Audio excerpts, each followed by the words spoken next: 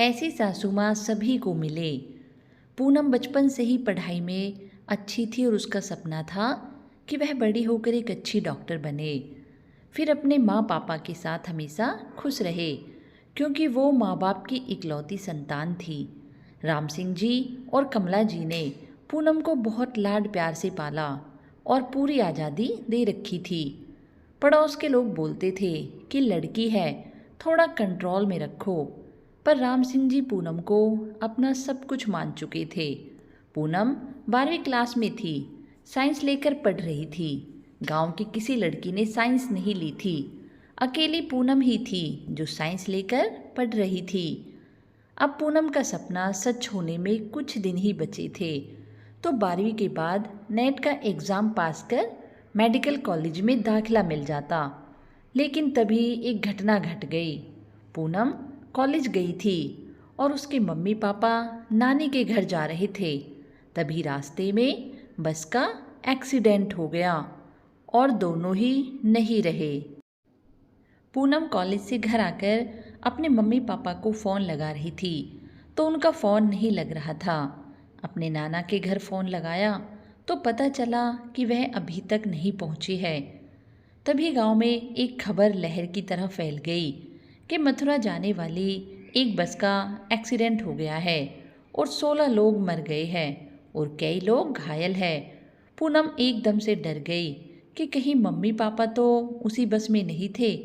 वो दौड़कर चाचा चाची के घर गई, जो घर के बगल में ही रहते थे।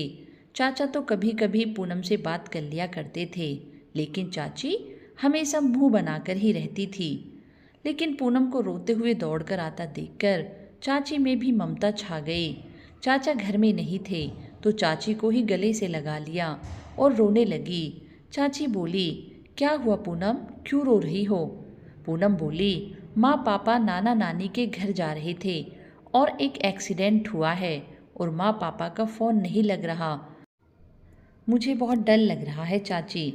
चाची बोली, डरो मत, वो उस बस में नहीं होंगे। कब गए थे?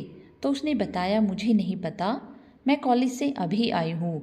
सुबह माँ पापा कह रहे थे कि नानी जी की तबीयत खराब है, उनसे मिलने जाएंगे और शाम तक या कल सुबह तक लौट आएंगे। चाची बोली, रुक, तुम्हारे चाचा को कॉल करती हूँ। जब तक फ़ोन ढूंढ रही थी तब तक पूनम के चाचा का फ़ोन आ गया और वह इतना ही बोले कि भैया भाभी नहीं रहे मीना, मैं एक्सीडेंट हुई गाड़ी के पास ही हूँ। वहाँ से बहुत रोने की आवाज़ें आ रही थी। मीना यानी पूनम की चाची धम से गिर गई और गला फाड़ फाड़ कर रोने लगी। गांव में भले ही लड़ाई झगड़े हुए हो, लेकिन अपने दुख में तुरंत साथ हो लेते हैं। पूनम बच्ची नहीं थी, वो समझ गई थी कि उसका शक जो था वो सही था। पूरा गांव पूनम के चाची के घर आने लगे। गांव वाले कभी पूनम की चाची को चुप कराते तो कभी पूनम को। पूनम के चाचा पूनम के माता पिता को लेकर अस्पताल गए, जहां राम सिंह जी और कमला जी को मृत घोषित कर दिया गया। पुलिस ने दोनों के मृत शरीर पूनम के चाचा को नहीं दिए, क्योंकि एक्सीडेंट होने के कारण उनका पोस्टमार्टम भी तो कराना होता है। पूनम रो रो कर सोच रही थी कि यह क्या हो गया भगवान मेरे साथ। सुबह मेरी दुनिया में सब थे और अब कुछ भी नहीं है। सभी के समझाने पर पूनम चुप हो जाती है और फिर से रोने लगती है। लेकिन उसने यह कभी नहीं सोचा था कि मेरे माता पिता मुझे इस तरह अकेला छोड़कर चले जाएंगे। दूसरे दिन पूनम के घर में क्रियाक्रम करने के लिए सब कुछ तैयार होने लगा। उधर से पूनम के चाचा भी दोनों के मृत शरीर को लेकर गांव पहुंच गए। पूरा गांव रो रहा था। पूनम के ननिहाल पक्ष से भी सब लोग आ गए थे। पूनम के कोई भाई नहीं था और पूनम लड़की थी, तो गांव वाले सोचने लगे कि मुखाग्नि कौन दे। तभी पूनम बोली, मैं दूंगी मुखाग्नि। गांव वाले और घर वाले पूनम को मना करने लगे, तो पूनम चाचा के गले लगकर बोली, मैं दूंगी मुखाग्नि। छोटे पापा बोलिए ना सबको, मैं ही पापा का बेटा हूँ। चाचा ने सबके खिलाफ जाकर पूनम को ही मुखाग्नि देने के लिए तैयार कर लिया। पूरा गांव देख रहा था कि आज तक गांव में ऐसा कभी नहीं हुआ था। पूनम के अंदर पता नहीं इतना हौसला कहाँ से आ गया था। सब उसकी हिम्मत को देख रहे थे। पूरे विधि विधान से मुखाग्नि दी गई और आगे का कार्यक्रम पूनम के हाथों से ही हुआ। पूरा क्रियाक्रम खत्म करने के बाद नाना मामा पूनम को लेकर अपने घर चले गए और घर में ताला लगा दिया गया। कॉलेज का ट्रांसफ़र कराना चाहा तो पता चला कि 12वीं के एग्ज़ाम में सिर्फ कुछ ही दिन बचे हैं, तो ट्रांसफ़र नहीं हो सकता। पूनम के सारे सपने अपने आप खत्म हो गए थे। पूनम के चाचा चाची पूनम को लाने उसके नाना के घर गए तो पूनम गांव आने को तैयार हो गई। चाचा चाची पूनम को लेकर गांव आ गए। पूनम के मामा का मन तो नहीं था भेजने का, लेकिन पूनम ने कहा तो भेज दिया। अब पूनम गांव के घर में अकेली थी तो चाचा चाची के साथ ही रहने लगी। इन सब चीज़ों में 2 महीने निकल गए। पूनम की पढ़ाई भी खराब हो गई थी। जो पूनम 12वीं की टॉप करके मेडिकल की पढ़ाई करना चाह रही थी, अब पास होना भी उसके लिए कठिन लग रहा था। फिर भी माँ पापा को याद करके पढ़ाई करने लगी। अब धीरे धीरे चाची के तेवर भी बदलने लगे। चाचा के सामने चाची कुछ ना बोलती। चाचा नहीं होते तो पूनम से घर का काम करने को बोल देती। पूनम ना चाहते हुए भी सारा काम करती। इसी तरह समय बीतता गया और पूनम के 12वीं के एग्ज़ाम भी आ गए। किसी तरह पूनम ने एग्ज़ाम दिए, लेकिन सेकंड पेपर खराब होने के कारण रिजल्ट बेहतरीन नहीं ला पाई। रिजल्ट आने पर पूनम प्रथम स्थान से पास हुई। अब कुछ दिन बाद मेडिकल का एग्ज़ाम था और पूनम ने तैयारी नहीं की थी, तो चाचा ने भी बोल दिया कि मत दो एग्ज़ाम। तो पूनम बोली, मुझे एग्ज़ाम देना है चाचा। तभी चाची बीच में बोल पड़ी कि किसी की कभी सुनती है जो अब सुनेगी। गांव की लड़कियों की 10वीं के बाद ही शादी हो जाती है। इतना पढ़ लिया है ना, अब नहीं पढ़ना। कल बुआ का कॉल आया था, बता रही थी कि अच्छा लड़का है तो शादी करवा दे इसकी। तभी पूनम के चाचा बोले, तुम चुप रहो मीना। लेकिन चाची कहाँ चुप रहने वाली थी। पूनम की आंखों में आंसू आ गए। वो नाना के घर पर भी नहीं जाना चाहती थी, क्योंकि वहाँ भी इतनी पढ़ाई करने की परमिशन नहीं थी। अब पूनम माँ पापा को याद कर कर रोने लगी। चाचा बोले, बेटा गांव में सब कोई ऐसे ही बोलते हैं और ये भी बोलते हैं कि माँ बाप मर जाने के बाद कौन ख्याल रखेगा। तो मैं यही सोच रहा हूँ कि तुम्हारी शादी करवा देता हूँ। पूनम बोली, मुझे अभी नहीं करनी है शादी चाचा। तभी चाचा ने कहा, देखने में क्या दिक्कत है, तुम्हारी बुआ बता रही थी लड़का इंजीनियर है और मथुरा में उनका अपना मकान है। तो पूनम बोली, शहर में शादी, इसका मतलब तो उनकी डिमांड बहुत होगी। आप परेशान ना हो छोटे पापा, अभी नहीं करनी है हमको शादी। उसके चाचा बोले, बेटा अब तेरे हिस्से की ज़मीन जायदाद का क्या होगा। हम चाहते हैं कि अच्छे से बेचकर तुम्हारी शादी कर देते हैं। तो पूनम कुछ नहीं बोल पाई, मन मसोस कर रह गई बेचारी। अब तो बस एक ही सपना रह गया कि ससुराल में बसना है, वरना जिंदगी भर ताने मिलेंगे। कुछ दिन हुए, पूनम को देखने लड़के वाले आए। उनके साथ पूनम की बुआ भी आई थी। बुआ कुछ बोलती उससे पहले पूनम ने बुआ से अकेले में मिलकर बता दिया कि मैंने अपने हिस्से की ज़मीन और सब कुछ छोटे पापा को दे दिया है, इसलिए उन लोगों के सामने आप कुछ मत बोलिएगा, वरना ज़्यादा डिमांड करेंगे। बुआ की भौं सिकड़ गई। वो तुरंत पूनम की चाची के पास जाकर पता नहीं क्या क्या बातें करने लगी। पूनम पढ़ने में ठीक थी तो पढ़ाई को लेकर उनको टेंशन नहीं थी। वो सोच रही थी कि अगर खाना बनाना या कुछ और पूछ लिया तो क्या जवाब देगी। पूनम उन लोगों के पास गई तो सब पूनम को पढ़ाई और उसके नाम के बारे में पूछा और बोल दिया कि जाओ। पूनम की सांसें अटकी थी, वह अंदर कमरे में आई और उसने एक राहत की सांस ली। पूनम ने किसी को नहीं देखा, बस उसने सिर्फ अपनी सास को देखा था। सभी लोग खाना पीना खाकर चले गए। जाते समय सबके सामने पूनम फिर गई और सबको प्रणाम किया तो पूनम की सास पूनम के हाथ में 2000 रुपये देकर बोली, हमेशा खुश रहो, हंसते हुए अच्छी लगती हो। पूनम मुस्कुरा दी और पैसे चाची के हाथ में दे दिए। बुआ आई तो थी, लेकिन वो उन लोगों के साथ नहीं गई, क्योंकि 2 दिन बाद सब लड़का देखने जाएंगे तो मैं भी इन लोगों के साथ ही चली जाऊंगी बोलकर वो वहीं पर रह गई। बुआ ने पूनम से कहा, पैसे अपने पास रखो बेटी।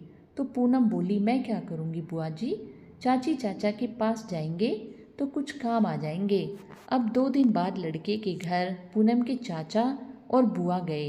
लड़के वाले बुआ के पड़ोस के ही थे, तो बुआ सब जानती थी, लेकिन फिर भी एक बार देखना तो बनता है। जाकर देखा तो घर शानदार बनाया था और बाप एक ही बेटा है। यह सब देखकर पूनम के चाचा को सब कुछ पसंद आ गया और वो सोचने लगे कि कम दहेज की बात तो हम कर भी नहीं सकते हैं।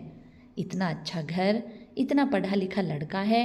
अब बात लेन देन की आई तो चाचा बोले, मैं केवल 5 लाख ही दे पाऊंगा, इससे ज़्यादा नहीं हो पाएगा।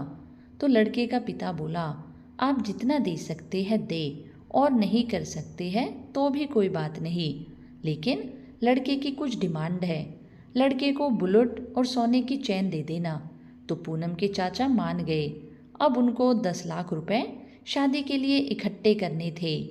उधर पूनम के मामा और परिवार के सब लोगों को बात पता चली तो वो तुरंत पूनम के घर आ गए और पूनम के हिस्से और घर को अलग करने की बात करने लगे।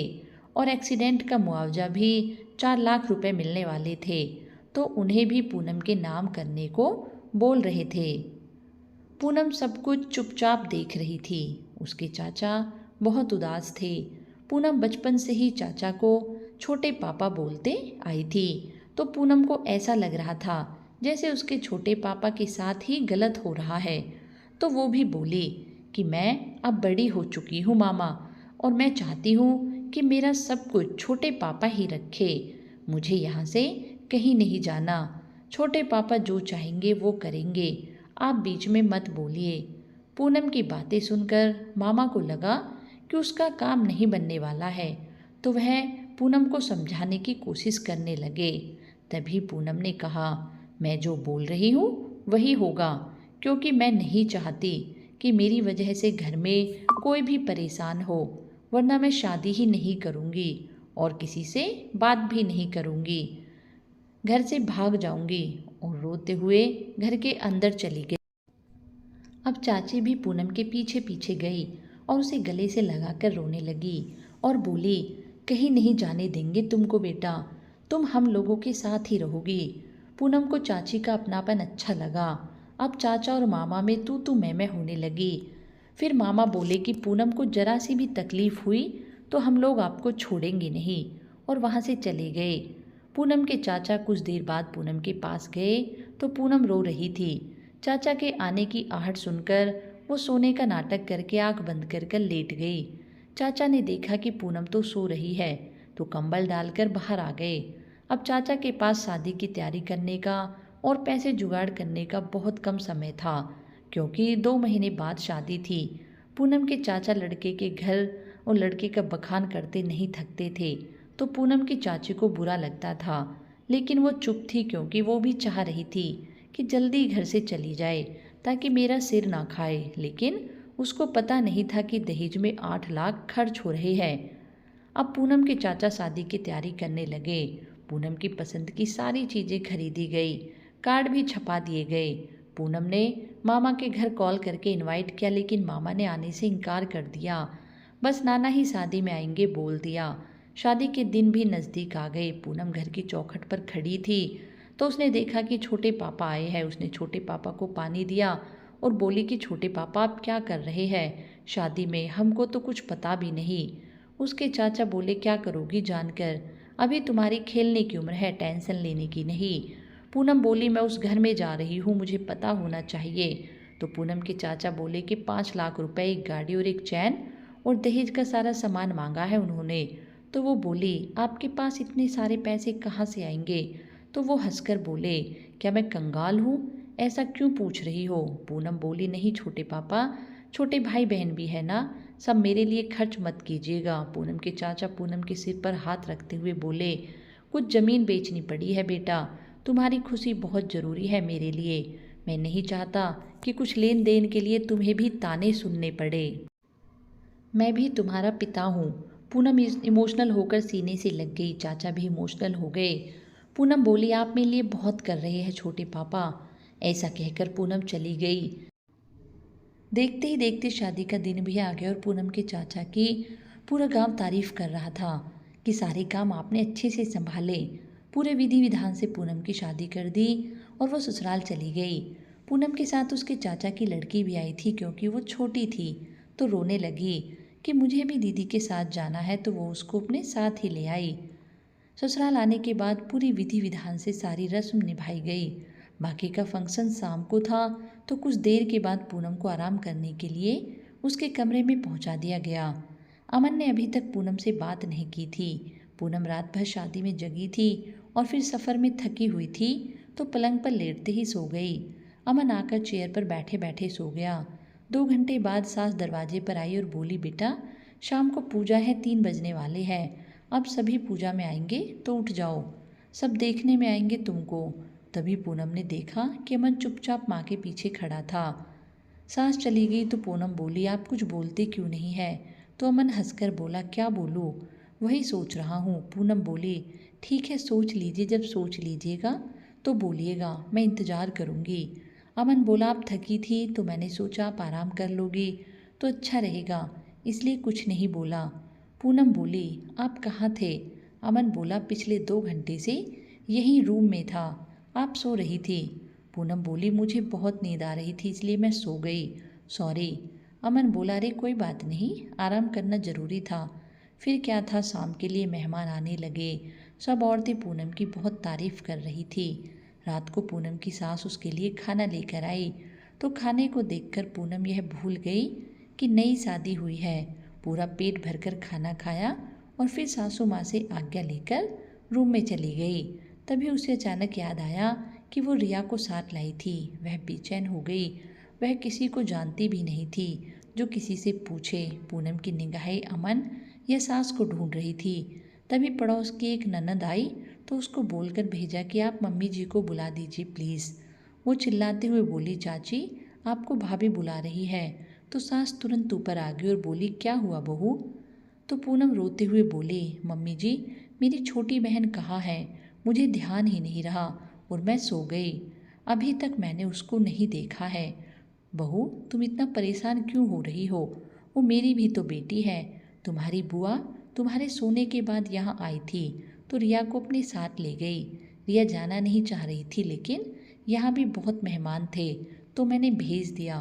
तुम इतनी चिंता मत करो इन सब के लिए, अब मैं हूँ ना। मैं उन सास जैसी नहीं हूँ जो बोले कि मुझे अगली साल दादी बनना है। पूनम बोली, थैंक यू मम्मी जी। उसकी सास कुछ बोलती उससे पहले कोई औरत चिल्लाई, विमला जी आइए। पूनम की सास बोली, अब तुम आराम करो, और यह कहकर चली गई। पूनम ने सुकून की सांस ली और सोचने लगी कि सास इतनी अच्छी होती है क्या। अगली सुबह अमन पूनम के पास आकर बोला कि क्या मैं आपको एक बात बोल सकता हूँ पूनम? तभी पूनम बोली, हाँ बोलिए ना।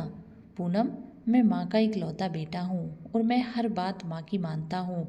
ये इतनी धन दौलत ये सब माँ की कमाई हुई है।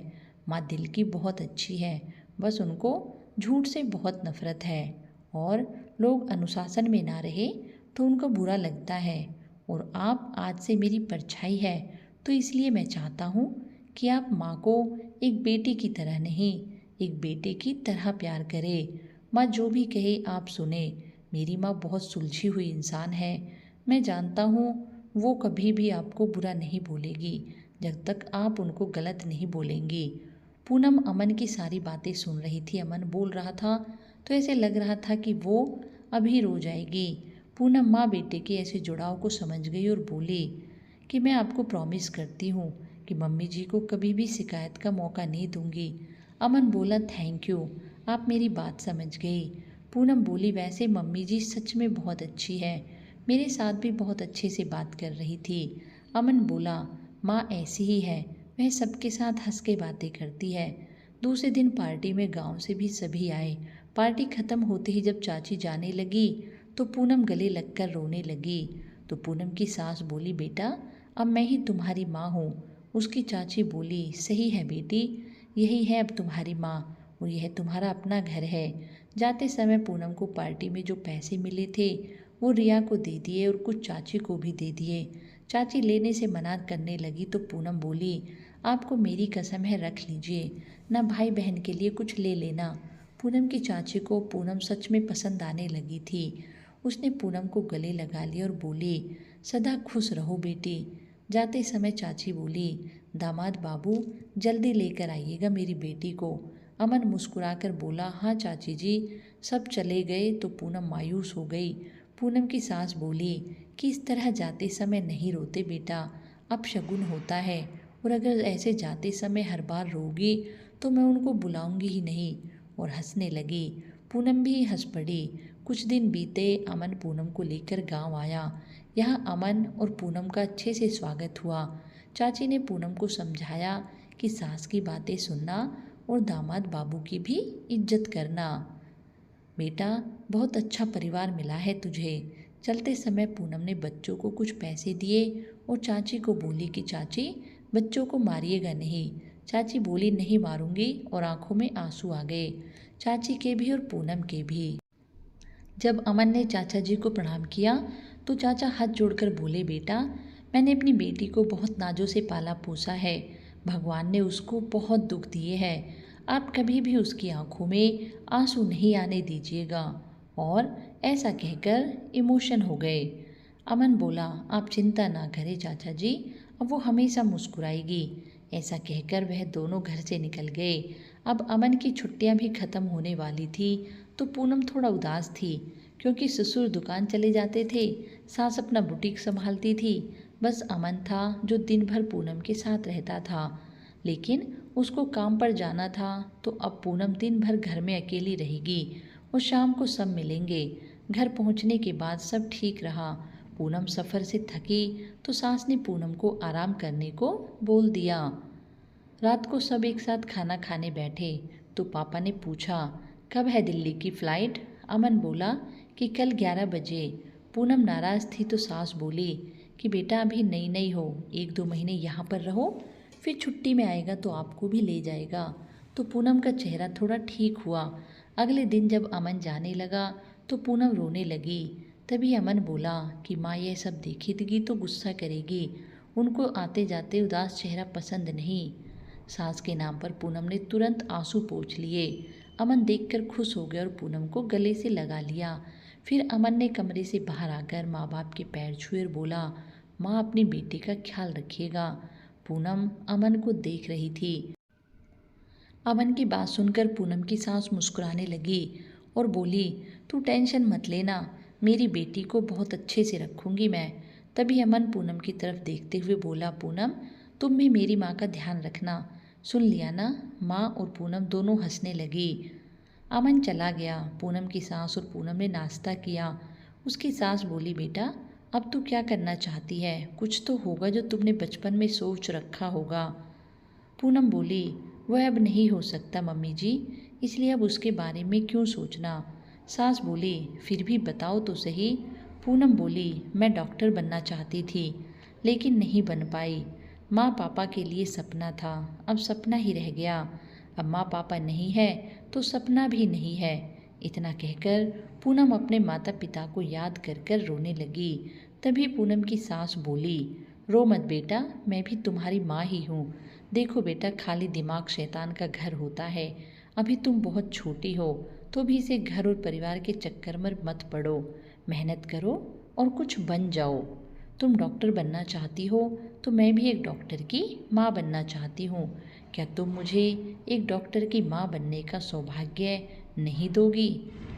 ऐसा सुनकर पूनम बोली, अमन जी क्या कहेंगे? सास बोली, अमन का क्या है, उसने अभी दुनिया नहीं देखी है, वो मना कर देगा तो मैं मना लूँगी। तुमको करना है और मुझे करवाना है बस। तभी पूनम ने कहा कि ठीक है मैं डॉक्टर बनूंगी। तो पूनम की सास ने तुरंत पूनम के चाचा को कॉल लगाया और बोली, समधी जी एक काम कर सकते हो, तो पूनम के चाचा बोले, क्या हो गया जी, बोलिए ना। पूनम की सास बोली, मेरी बेटी की पढ़ाई के सारे सर्टिफिकेट दे दीजिएगा, मैं यहाँ इसका एडमिशन करवा दूँगी। पूनम के चाचा बोले, ज़रूर, क्यों नहीं, मैं सब बस कल ही लेकर आता हूँ। पूनम के चाचा दूसरे ही दिन पहुँच गए। सास ने पूनम को नीट की प्रिपरेशन करने के लिए ट्यूशन दिलवा दिया। काफ़ी समय से पढ़ाई छोड़ने के बाद फिर से पढ़ना पूनम को अटपटा लग रहा था, लेकिन अब उसको यह करना था बस, तो वो मेहनत करने लगी। सुबह कोचिंग जाती, दिन भर कमरे में पढ़ती और शाम को भी ट्यूशन जाती। पूनम ने पूरी 1 साल मेहनत की। 1 साल तक घर में एक नौकर रखा गया ताकि पूनम को कोई भी दिक्कत ना हो। पूनम अपनी सास को मम्मी जी से माँ जी और माँ जी से कब सिर्फ माँ कहने लगी, पता ही नहीं चला। उसकी सास को पढ़ाई समझ भी नहीं आती थी, लेकिन पूनम को मोटिवेट बहुत करती थी। उसके बालों को चंपी करना, कभी कभी बुक पढ़ती पढ़ती वो कब कब सास की गोद में सो जाती पता ही न चलता।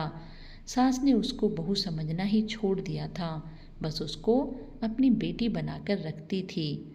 सास की हिदायत थी कि बिना मतलब के मोबाइल नहीं छूना है। पूनम सब कुछ वैसे ही फॉलो करती थी जैसा सास कहती थी। अमन एग्ज़ाम से 2 दिन पहले ही आ गया था।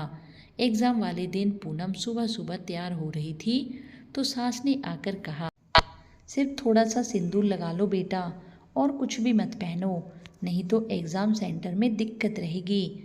पूनम हंसकर बोली, आप कैसे जानती है माँ? सास बोली, मैं उतनी पढ़ी लिखी नहीं हूँ, लेकिन मेरी बुटीक में जो लड़कियाँ आती हैं तो वो बताती है ना कि एग्ज़ाम सेंटर में सारे जेवर उतरवा देते हैं। पूनम ने भगवान के आगे हाथ जोड़े, फिर अपने माँ पापा को याद किया और फिर सास के पैर छुए तो सास बोली, एग्ज़ाम में टॉप आना बेटी। पूनम खुश होकर सास के गले लग गई और बोली, माँ सच में मैं बहुत लकी हूँ कि आप मेरी माँ हैं। मैं गर्व से बोल सकती हूँ कि मेरी माँ जैसी कोई सासू माँ नहीं है। पूनम अपने शहर के टॉप 5वें नंबर पर आई थी। उसने दिल्ली एम्स में एडमिशन लिया, जहाँ अमन भी काम करता था। पूनम की सास की सख्त हिदायत थी कि जब तक पूनम डॉक्टर नहीं बन जाती तब तक तुम लोग बच्चा नहीं करोगे। धीरे धीरे पूनम की पढ़ाई कंप्लीट हुई और अब पूनम मथुरा में एक अच्छी जानी पहचानी डॉक्टर बन गई और सारा क्रेडिट अपनी नई माँ यानी सासू माँ को देती और मन ही मन भगवान का शुक्रिया अदा करती कि माँ पापा छीनने के बाद इतने अच्छे लोगों के साथ मेरा रिश्ता जोड़ दिया। कहानी अच्छी लगे तो हमारे चैनल को सब्सक्राइब करें।